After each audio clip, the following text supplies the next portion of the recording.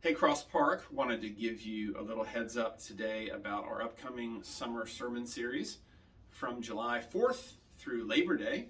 We're going to have a short series on summer in the Psalms. Now, we've done this lots of summers. The last couple summers we have done this. And there's some great things about being in the Psalms in the summer. One is the Psalms are great, of course. Fundamentally, they help us to know God and to respond well to Him in a variety of life circumstances. But we've enjoyed doing these in the summer particularly because rather than being in a series where each week is a little more dependent on the weeks around it, you can come and sort of jump in and jump out of a Summer in the Psalm series because each week we preach a different psalm. So we've had some thematic summers in the Psalms. Like last summer we looked at covenant theology in the Psalms. But this summer we are doing something slightly different. So I want to tell you about that, give you a little heads up. In part so you can know what we're doing, but also more importantly so you can follow along, so you can be reading along with the Psalms as we go. So this summer we are going to be doing a chunk of Psalms. Now when we think about the Psalms, we tend to think of them as fairly disconnected from one another. We often don't spend any time thinking about how the book of Psalms is arranged, how one psalm relates to the psalm before it or after it. And so this summer I'm going to help us think a little bit about that. I've done some work on this in my recent doctoral study. There are really interesting connections, thematic connections between Psalms and why Psalms are related to one another. So we're going to be in a chunk of Psalms from Psalm 86 to Psalm 100. Now you can check the email that this video came in. Is going to lay out for you our summer series. We are going to skip a few Psalms for various reasons, and many of them we've done in recent summers, in the last 2 or 3 summers, and so I've included those sermon links for you as well, because I'd love for you to be reading along, even reading in between. When we skip a psalm or something, I'd love for you to read that so you can get a feel for where we are and where we're going. But in addition to the themes going on in this chunk of Psalms, I also like it because we're just in the same section. It doesn't feel as random. If you're not here week to week, or if you're trying to remember where are we in our summer sermon series, it's going to be all contained in Psalms 86 to 100. So as you look at what we're going to do, our first 3 Psalms are from the end of Book 3. Again, the Psalms are broken up much like the Pentateuch, the first 5 books of the Old Testament. The book of Psalms is broken up into 5 books. And at the end of Book 3 ends with Psalm 89, we will do Psalms 86, 87, and 88. Now, 86 and 88 are lament psalms, anticipating the community lament that's going to happen in Psalm 89. Psalm 89 is asking the question, have the promises of God failed?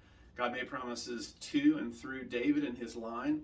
And when Israel's carried off into exile to Babylon, the people legitimately are wondering, what has happened? Can we not trust God? Is God mad at us? Is he done with us? Will he not keep his promises to us? We don't understand. And so I think it's quite appropriate for us as we're coming out of a really difficult year with COVID, year plus, that we ask these questions, that we wrestle well, that we lament the losses and the difficult circumstances we've all faced. Now, in between 86 and 88, we'll do Psalm 87, which is a song of Zion, which celebrates God's work in and through his city, Jerusalem in the Old Testament context, and in and through his people, and ultimately then in and through the church. So while we're lamenting, it's also good to remind us of who we are, our group identity, to remind ourselves of our mission, and to think about how we live as the church in a world where God's kingdom and God's promises are hard for us to see. Then we will transition into Book 4 of the Psalms. Now, Book 4 of the Psalms runs from Psalm 90 to Psalm 106. And scholars would argue, many scholars would say that in some ways this is the center of the book of Psalms. If you look broadly speaking, the first 3 books of Psalms are lament. They are heavy on lament, on crying out to God and our difficulty. And then book 5 of the Psalms is heavy on praise, and it ends with a flurry of praise. So in between there, we've got the center both thematically of the book of Psalms, but also literarily, it's kind of the turning point. What is it that turns us from an emphasis on lament to an emphasis on praise? Well, it's these Psalms. It's seeing God as the King. It's being reminded again of his lordship over all creation, his lordship over his people. God is the king. And if we can see God clearly in his kingship, in his sovereignty, in his power, then despite our circumstances, despite wrestling with really hard questions about what's going on in the world around us, we can rightly see God, treat God, we can reckon with the fact that he is the king. And so we're doing this, we're not in the same situation as Israel, of course, and yet we have just lived through a difficult year, not just because of COVID, right, but with all of the cultural and political things that are going on. I mean, too many to even mention, right? People are struggling, and Christians are wondering what's going on in our culture. How much have things changed, and what do these things really mean? And in the midst of that kind of wondering, it's really important for us to connect again with the fact that God is in fact the king, that he's sovereign, that we can trust him, and we can trust him even when everything seems hard to understand. So, God is the Lord. He reigns and rules over a kingdom that cannot be shaken. And as we may be feeling various degrees of shakenness over the last year and a half, we need to reconnect with what God is doing. So, our series in some ways follows the shape of the whole Psalter, the book of Psalms, moving from lament to praise. So, in our first couple Psalms, we're going to have several laments, and then a song of confidence in Psalm 91, which sort of turns our hearts from lament to trust in God. And then we're going to have 4 weeks of considering God's kingship.